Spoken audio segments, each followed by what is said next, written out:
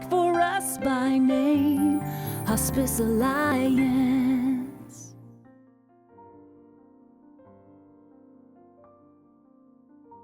Hospice Alliance has focused on what it does best, caring for those with terminal illnesses, whether it's at diagnosis through our SCM program or in hospice care. We have not overextended ourselves to cover vast communities and then struggle to provide care. We have stayed on course, true to ourselves and our mission, and we have done so with integrity and quality of care.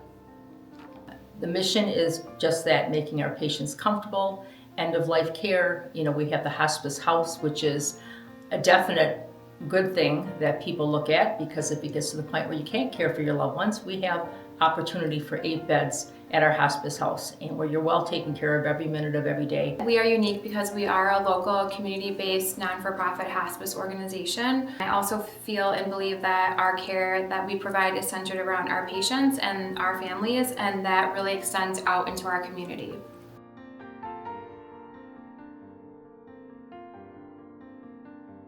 Circle of care includes basically everybody that's in our patient's journey. So that starts with the patient's primary care provider, their physician, and then it includes the hospice team, which goes from nurses, social workers, chaplains, CNAs, volunteers, everybody that would be involved in their admission. With palliative care, our circle of care includes a nurse practitioner, our medical director, a registered nurse, a social worker, and then also we do offer chaplain and volunteer support, really based on the patient's needs and the patient's goals. From our caseworkers to our social workers, or our chaplains, and our CNAs. There are the angels of Hospice Alliance. Our volunteers play a big role in their clinical journey. They provide anything from companionship to spiritual support. They might just sit and read with a patient. They might help them run errands. They can even help, provide support to family members as far as maybe providing some respite time so a family member can get out to do any errands that they might need.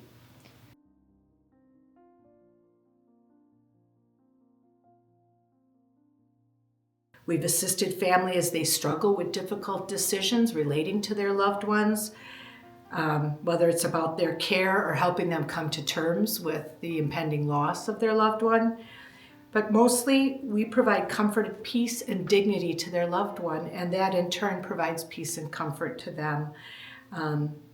And then finally, I think is because we provide 13 months of bereavement, and we do that in a variety of ways. Phone calls, one-on-one sessions, group sessions. We have newsletters that just arrive in the mail just in time for people as they're kind of facing a new season with the loss of their loved one. And we put on services of remembrance and different programs throughout the year. My role does not just include working with patients. Not at all. The patient, of course, is our primary concern, but the families, the loved ones, the friends are all in need of care. To this day, after many years, I remain friends with families. I get Christmas cards from people that live out of state. Thank you for taking care of my dad. I come in on Sundays as a Sunday morning volunteer. I spend a few hours here. I greet all the patients and tell them who I am and see what they need, see if the families need anything. Maybe I'll help make breakfast if they're eating. Maybe I'll just sit and hold their hands. I recently had a woman who only had a niece, and she lived in Illinois, and she was in her final moments, and the niece called and said, "Please don't let her die alone." It was my honor that she died in my arms.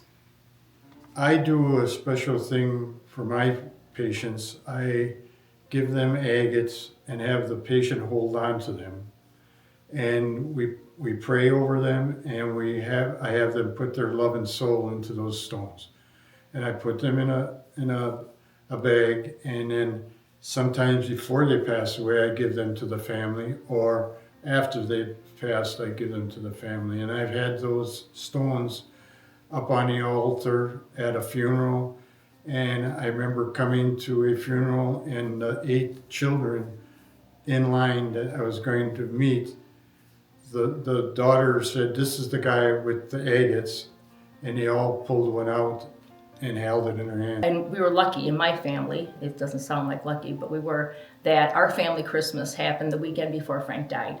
And so all of our children were home, which we have a son in San Francisco, he doesn't get home often. They were all here. We opened presents around his hospital bed, which is what he wanted.